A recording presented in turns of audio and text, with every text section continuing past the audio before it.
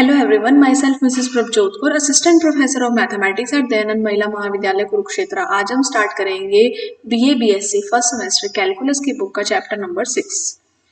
इससे पहले जो हमने चैप्टर किया था कर्वेचर और जो एसिम्प्टोट, इससे पहले जो नेक्स्ट चैप्टर 2 किए थे एसिम्प्टोट और कर्वेचर, और ये जो नेक्स्ट चैप्टर है सिंगुलर चैप्टर जो हम करने लगे हैं, इन तीनों चैप्टर्स का एक सेक्शन है। तो आपके पास क्वेश्चन 4th और 5th चैप्टर यानी कि एसिम्प्टोट्स और कर्वेचर से कंबाइंड भी आता है, या फिर चैप्टर जो आपका एक और क्वेश्चन आता है इसी सेक्शन में से, वो असिम्प्टोट और सिंगुलर पॉइंट्स, इन दोनों का क्वेश्चन मिलकर के आता है।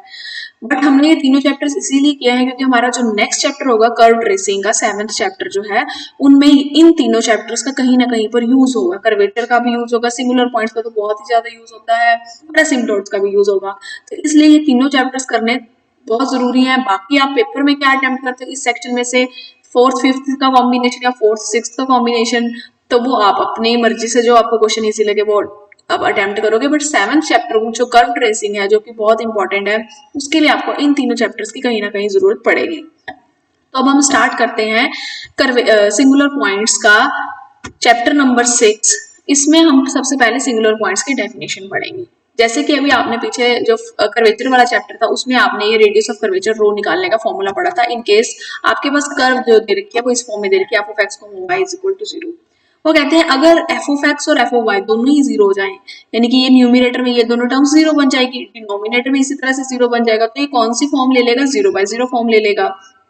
तो कहते हैं जब ऐसा पॉइंट जिस पर ये दोनों 0 हो जाएं और ये रेडियस ऑफ कर्वेचर जो है वो 0/0 फॉर्म में आ जाए, तो उस केस में हम कहेंगे कि curvature at that point has no meaning. उस पॉइंट पे उसका मीनिंग नहीं होगा। सिमिलरली अगर आपके पास कोई भी स्लोप ऑफ टेंजेंट निकाल रहे हो तो उसका फॉर्मूला था -f of x by f of y, और इसका भी कोई मीनिंग नहीं होगा अगर ये दोनों के दोनों क्या हो जाए? 0 हो जाए। यानी कि अगर ये दोनों साइमल्टेनियसली किसी पॉइंट पर वैनिश नहीं होते हैं तो वो हमारे पास जो पॉइंट होगा वो ऑर्डिनरी पॉइंट होगा। बट अगर ऐसा कोई पॉइंट मिल जाए जिस पर ये न्यूमिनेटर और डिनोमिनेटर साइमल्टेनियसली उसी पॉइंट पर दोनों वैनिश हो रहे हैं, खत्म हो रहे हैं, 0 आ रहे हैं, तो उस पॉइंट को हम कहेंगे सिंगुलर पॉइंट कहेंगे। यानी कि ऐसा पॉइंट जिस पर हमारे पास जैसे जो न्यूमिनेटर और डिनोमिनेटर वो वैल्यू 0/0 फॉर्म में आ जाए, तो उस पॉइंट को हम सिंगुलर पॉइंट कहेंगे। तो डेफिनेशन क्या बनी? अ point on the curve at which curve exhibits N unusual और एक्स्ट्रा ऑर्डिनरी बिहेवियर। एक ऐसा पॉइंट कर्व के ऊपर जिस पॉइंट के ऊपर कर्व जो है वो अनयूजुअल या एक्स्ट्रा ऑर्डिनरी बिहेवियर एक्सप्रेस करे, उसका अनयूजुअल बिहेवियर आए, तो उस पॉइंट को हम सिंगुलर पॉइंट कहते हैं। सिंगुलर पॉइंट दो तरह के होते हैं, पहला है मल्टीपल पॉइंट्स और दूसरा है पॉइंट्स ऑफ इन्फ्लेक्शन। अब मल्टीपल पॉइंट में हमारे पास क्या हुआ? A point on the curve through which one or more than one branches of the curve passes is called multiple point. अगर हमारे पास कोई ऐसा पॉइंट दे रखा है कर्व का जिस पॉइंट के ऊपर से मल्टीपल ब्रांचेस जो है उस कर्व की पास करती हो, जैसे मान लो ये मैंने कर्व ड्रॉ करी, एक ये वाला पॉइंट ले लिया, इस पॉइंट के ऊपर से जो भी मैंने मान लो ये टेढ़ी मेढ़ी जिस भी तरह की कर्व ड्रॉ करी, इस कर्व के बहुत सारे जो ब्रांचेस हैं वो उस पॉइंट से पास कर रही हैं, तो उस पॉइंट को हम क्या कहेंगे? डबल पॉइंट कहेंगे। और अगर दो ब्रांचेस एक पॉइंट से पास कर रही हो तो उसको, जब एक पॉइंट से बहुत सारे ब्रांचेस पास कर रही हो तो उसको मल्टीपल पॉइंट कहते हैं। और अगर एक पॉइंट से दो ब्रांचेस पास कर रही हो, जैसे ये पॉइंट ले लिया हमारे पास, ये हमने एक कर्व ड्रॉ करी, उसकी दो ब्रांचेस इस पॉइंट से पास कर रही हैं, जैसे ये फर्स्ट ब्रांच हो गई, ये सेकंड ब्रांच हो गई, तो अगर उस पॉइंट को हम कहेंगे डबल पॉइंट कहेंगे। तो जो मेन हमने चैप्टर करना है वो उसमें हमने मल्टीपल पॉइंट्स नहीं, उसमें हमने डबल पॉइंट्स ही डिस्कस करने हैं। अब डबल पॉइंट्स की हम 3 तरह की कैटेगरीज होंगी। डबल पॉइंट्स जो आगे 3 टाइप्स के हैं वो हम पढ़ेंगे। तो types of double point according to nature of tangent at the double point of the curve, the double point can be categorised into following 3 types. जो टेंजेंट्स हम ड्रॉ करेंगे डबल पॉइंट के ऊपर, जो भी हमें लगता है कि ये हमारा डबल पॉइंट है, उसके ऊपर हम टेंजेंट ड्रॉ करेंगे। उन टेंजेंट्स को देखते हुए हम कहते हैं कि उनकी 3 टाइप्स हैं। पहली टाइप क्या है? नोड। नोड में क्या होगा? Double point on the curve through which 2 real branches of the curve pass. सबसे पहला वो डबल पॉइंट होगा जिससे उस जो 2 रियल ब्रांचेस है वो कर्व की पास करेंगी, और उनके ऊपर अगर हम टेंजेंट ड्रॉ करेंगे वो टेंजेंट क्या होनी चाहिए? रियल और डिस्टिंक्ट होनी चाहिए। ये डेफिनेशन नोड की है। कस्प की डेफिनेशन क्या है? वो डबल पॉइंट कर्व के ऊपर जिस पर दो ब्रांचेस कर्व के पास करेंगी। ये दोनों डेफिनेशन सेम है, बट जो टेंजेंट होगा वो रियल और कोइंसिडेंट होना चाहिए। उसमें जो टेंजेंट ड्रॉ की थे वो रियल और डिस्टिंक्ट, यानी कि रियल तो होंगे बट अलग अलग होंगे। इसमें जो टेंजेंट ड्रॉ की थी वो रियल होंगे एंड कोइंसिडेंट का मतलब दोनों सेम होंगे। अगर पहले दो ब्रांचेस हैं, दोनों के ऊपर अगर हम टेंजेंट ड्रॉ करना चाहें तो दोनों के जो टेंजेंट्स आएंगे वो दोनों रियल होंगे और सेम होंगे। थर्ड कैटेगरी आ जाती है कॉन्जुगेट और आइसोलेटेड पॉइंट। अगर पी पॉइंट कॉन्जुगेट और आइसोलेटेड पॉइंट कब कहेंगे? If no real branch of the curve passes through that point. अगर कोई भी रियल ब्रांच उस कर्व के उस पॉइंट से पास नहीं कर रही है तो अब उसको हम कहेंगे कि वो पॉइंट जो है आइसोलेटेड या कॉन्जुगेट पॉइंट है। तो ये तीन तरह की हमने कैटेगरीज है। इसकी डेफिनेशन कई बार कंपल्सरी क्वेश्चन में आ जाती है, तो इसलिए थोड़ी बहुत डेफिनेशन इसकी याद करना थोड़ा उस पॉइंट से जरूरी है। बाकी जो मेन हमने क्वेश्चंस करने हैं उसमें हमें इनकी जरूरत नहीं पड़ेगी। उसमें जो हमें जरूरत पड़ेगी वो इन चीजों की जरूरत पड़ेगी जो हमारे पास ये वर्किंग रूल्स दे रखे हैं। वर्किंग रूल्स के अकॉर्डिंग हमारे पास क्या है? सबसे पहले हम क्या देखते हैं, अगर दो टेंजेंट, सिर्फ हमने टेंजेंट, ये वर्किंग रूल हम किसके लिए कर रहे हैं? नेचर ऑफ ओरिजिन का। अगर वो डबल पॉइंट है, अगर हमारा ओरिजिन डबल पॉइंट है तो उस वो देखें कि ओरिजिन कौन सी, ओरिजिन क्या बनेगा? नोड बनेगा, कस्प बनेगा या कॉन्जुगेट पॉइंट बनेगा। तो उसके लिए हमारे पास वर्किंग रूल्स है। सबसे पहले हम क्या करेंगे, अगर हमें पता लग रहा है कि ओरिजिन यानी कि 0 0 एक डबल पॉइंट आ गया है तो उसके लिए क्या करो? सबसे पहले क्या करोगे? If two tangents at the origin are imaginary. अगर दोनों टेंजेंट्स जो है, और क्योंकि ओरिजिन ही हमारा पॉइंट है, डबल पॉइंट तो ओरिजिन है ना, अगर दोनों टेंजेंट्स क्या आ रहे हैं? इमेजिनरी आ रहे हैं, तब हम कहेंगे कॉन्जुगेट पॉइंट होगा वो ओरिजिन या फिर आइसोलेटेड पॉइंट होगा। दूसरा, अगर दो टेंजेंट्स हमने ओरिजिन पर ड्रॉ कर दिए और वो यानी कि वही डबल पॉइंट पर ड्रॉ करके देखिए और वो दोनों के दोनों रियल आ रहे हैं और डिस्टिंक्ट आ रहे हैं। रियल और डिस्टिंक्ट का मतलब रियल तो होंगे, डिस्टिंक्ट का मतलब अलग अलग होंगे, तो वो नॉड होगा या फिर कॉन्जुगेट पॉइंट होगा। फिर अगर तो वो फिर क्या देखना है? अगर दोनों ब्रांचेस कर्व की क्या है? रियल है, तो वो क्या होगा? नॉड। अगर दोनों ब्रांचेस कर्व की इमेजिनरी है तो वो क्या होगा? कॉन्जुगेट। तो ये हमारा सेकंड पॉइंट हो गया। थर्ड पॉइंट क्या है? अगर दो टेंजेंट्स ड्रॉ करें, दोनों के दोनों रियल एंड कोइंसिडेंट आ रही हैं तो वो कस्प या कॉन्जुगेट पॉइंट होगा।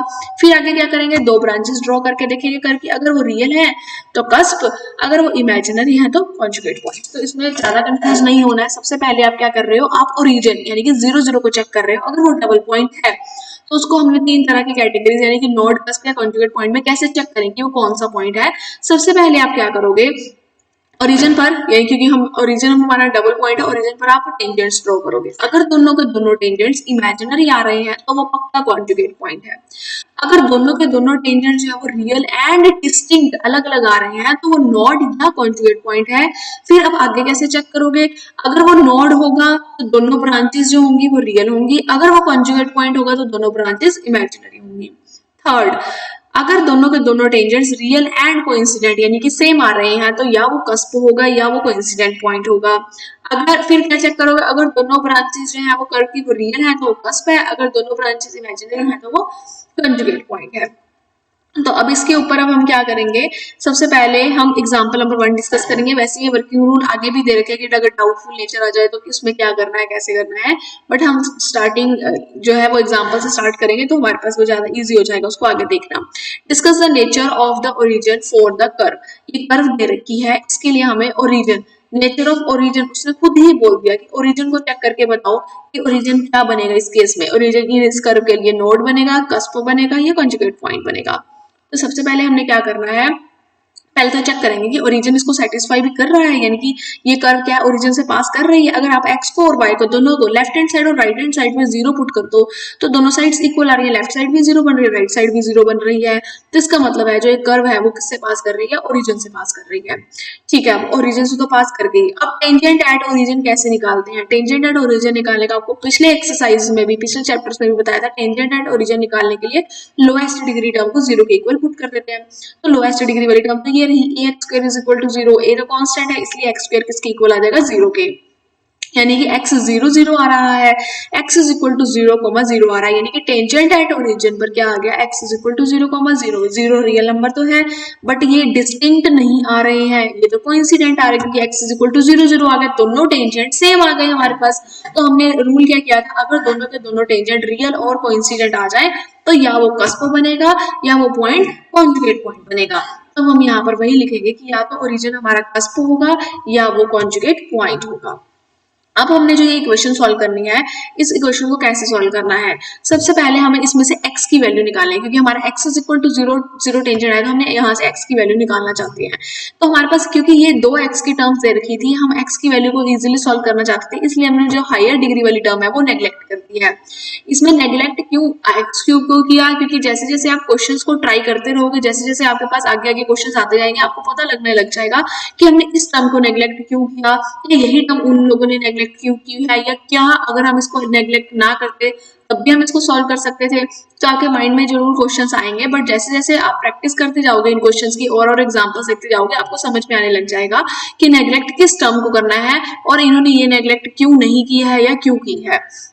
तो अगर हम x क्यूब को नेग्लेक्ट कर देते हैं, यहाँ से a x स्क्वायर किसके इक्वल आ जाएगा, y क्यूब के इक्वल आ जाएगा, यहाँ से हम x की वैल्यू निकाल दी, वो आ गई plus minus 1 by under root y cube के इक्वल आ गया। अब क्योंकि y हमारा, क्योंकि ओरिजिन के आसपास देख रहे हैं, y हमारा अगर ग्रेटर है 0 से तो x भी हमारा रियल आ रहा है, क्योंकि x तो किसी केस में इमेजिनरी बन ही नहीं रहा, x इमेजिनरी नहीं बन रहा है, यानी कि जो वैल्यूज आ रही है दोनों ब्रांचेस की जो वैल्यूज आई हैं वो क्या आई है, रियल आई हैं। तो हमें पता था अगर तो रियल वैल्यूज आती है ब्रांचेस की तो कस्प होगा, अगर इमेजिनरी वैल्यूज आती है तो कॉन्जुगेट पॉइंट होगा। तो वैल्यूज रियल आ रही हैं, इसका मतलब अभी हमारा क्या बन गया, कस्प बन गया। तो ओरिजिन इज कस्प बन गया है, और कहां पर बना है, and x is equal to 0 जो है उसको हम क्या कहेंगे, कस्पीडियल टेंजेंट आया, क्योंकि कस्प आया है और कस्प में हमने टेंजेंट देखा था वो क्या आया था, x इज इक्वल टू 0, तो x is equal to 0 cuspidal tangent बन गया है। Next example number 2, find the nature of origin for the curve. फिर वही नेचर ऑफ ओरिजिन का है तो अब हमने फिर बताना कि ओरिजिन नोड है, कस्प है या कॉन्जुगेट पॉइंट है। सबसे पहले ओरिजिन देखा, इसमें हमने पुट करके x को 0 y को 0 पुट करके देखा, दोनों तरफ 0 0 हो रही है, इसका मतलब ओरिजिन इस इक्वेशन को सेटिस्फाई कर रहा है। अब टेंजेंट एट ओरिजिन निकालेंगे, टेंजेंट एट ओरिजिन निकालने के लिए आप लोएस्ट डिग्री टर्म को 0 पुट करोगे, ये कंबाइन होकर x की पावर 6 बन जाएगा, नेक्स्ट x की पावर 4 बन रहा है, यहाँ y की पावर 2 बन रहा है, यानी कि सबसे लोएस्ट डिग्री वाली टर्म ये है।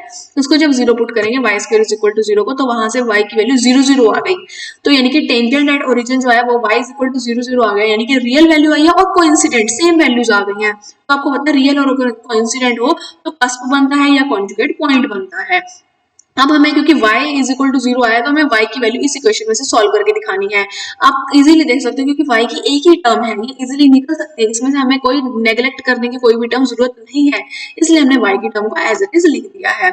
अब जैसे जैसे आप देखोगे कि अगर x की वैल्यू, क्योंकि हमारे पास अब यहाँ पर x square minus a square आ गया है, अगर हम x की बहुत छोटी वैल्यू ले लें, यानी कि अगर हम a से भी छोटी वैल्यू ले लें, अगर a की वैल्यू 1 है और x की वैल्यू मान लो हमारे पास है 0.5 है, तो ये नंबर नेगेटिव बन जाएगा। तो नेगेटिव नंबर का यानी कि x square minus a square less हो गया 0 से, यानी अंडर रूट के अंदर अगर नेगेटिव नंबर आ जाए तो ये आयोटा वाला पार्ट बन जाएगा, यानी कि इमेजिनरी बन जाएगा। तो x square minus a square हमारा इमेजिनरी बन रहा है, इसलिए इमेजिनरी बनेगा, यानी कि y का आंसर जो है वो रियल नहीं आ रहा है, वो इमेजिनरी आ रहा है, यानी कि रियल ब्रांच नहीं है। अगर रियल आता तो कस्प होता, अगर इमेजिनरी आ रहा तो कॉन्जुगेट पॉइंट होगा। तो यानी कि जो ओरिजिन है वो हमारा कौन सा पॉइंट बन गया है, कॉन्जुगेट पॉइंट बन गया है। उसके बाद अब हमारे पास ये कुछ कंडीशंस हैं for the existence of double point on a curve. तो स्टार्टिंग हम यहीं से वर्किंग रूल से करते हैं। ये वर्किंग रूल किसके दिए दे रखे हैं, for finding the position and nature of double point other than origin. अभी तक जो हमने वर्किंग रूल्स पढ़े थे उसमें हम ओरिजिन को डबल पॉइंट्स, अगर हमारा ओरिजिन डबल पॉइंट था तो उसमें हमने कस्प, नोड या कंजुगेट पॉइंट कैसे निकालना है वो वर्किंग रूल्स थे। अब हमारे पास ओरिजिन के अलावा अगर कोई पॉइंट आ जाता है जो कि डबल पॉइंट है, तो उसकी हमने पोजीशन या उसकी नेचर फाइंड आउट करने के लिए हमने क्या करना है, सबसे पहले जो आपको कर्व दे रखी है वो f of x, y की इक्वल लेकर के चलोगे। उसका फर्स्ट डेरिवेटिव x में लिया, फर्स्ट डेरिवेटिव y में लेना है, दोनों डेरिवेटिव्स को 0 पुट कर देना है, वहां से जो जो पॉसिबल वैल्यूज x और y की निकाल सकते हैं वो वैल्यूज निकालनी है। उन वैल्यूज के, जैसे मान लो x की वैल्यू है 1 एंड 2, y की वैल्यू है 0,1, तो उन सभी वैल्यूज को x और y की वैल्यूज के आपने पेयर बना लेने हैं। x की वैल्यू y की वैल्यू के साथ पेयर बना देंगे, जो जितने जितने पेयर बन सकते हैं वो पेयर बनाएंगे। फिर आप देखोगे वो जो पॉइंट्स हैं जो आपने पेयर बनाई है, वो जो स्टार्टिंग में जो इक्वेशन दे रखी थी क्या उसको भी सेटिस्फाई कर रहे हैं। जो जो पॉइंट्स उसको सेटिस्फाई कर देंगे वही हमारे क्या होंगे, डबल पॉइंट्स होंगे। जो पॉइंट उसको सेटिस्फाई नहीं करेंगे वो हमारे डबल पॉइंट्स नहीं होंगे, इसलिए उनको हमने छोड़ देना है। जो भी हमारा डबल पॉइंट बनेगा, मान लिया जैसे h कॉमा की हमारा क्या बन गया है, डबल पॉइंट बन गया है, तो अब फिर नेक्स्ट स्टेप हम क्या करेंगे, ओरिजिन को शिफ्ट कर देंगे। ओरिजिन को शिफ्ट कैसे करेंगे, जो ओरिजिन होगा यानी कि 0 0 को शिफ्ट कहाँ कर देंगे, h कॉमा k के ऊपर, यानी कि जो हमारा जो स्टार्टिंग में जो 0 0 हम कहते थे ये ओरिजिन था, अब ओरिजिन क्या बनने लग गया है, जो पॉइंट हमारा डबल पॉइंट जो भी निकला हुआ होगा, मान लो आपका 1 2 डबल पॉइंट निकला है, तो अब हम ओरिजिन को 1 2 पर शिफ्ट कर देंगे। कैसे शिफ्ट करेंगे, स्मॉल x को पुट कर देंगे कैपिटल x प्लस h, और स्मॉल y को पुट कर देंगे कैपिटल y प्लस k। अगर हम ये स्टेप कर देंगे तो जो हमारा ओरिजिन था वो 0 0 ना बन करके अब ओरिजिन क्या बन जाएगा, h कॉमा k, यानी कि जो डबल पॉइंट हम लेकर के चल रहे थे वही हमारा अब ओरिजिन बन चुका होगा।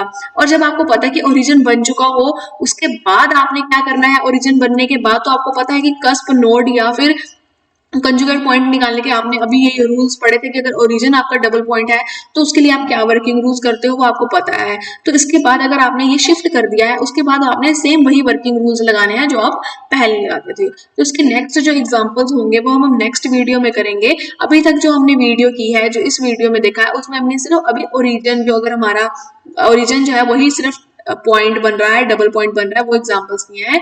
नेक्स्ट वीडियो जब हम करेंगे उसमें हम पढ़ेंगे अगर ओरिजिन के अलावा कोई पॉइंट जो है वो हमारा बन जाता है, डबल पॉइंट बन जाता है, तो उस केस में जो हमने वर्किंग रूल्स है सिर्फ हमने वो किए हैं, जो इनके बेस्ड एग्जांपल्स होंगे वो नेक्स्ट वीडियो में करेंगे। Thank you.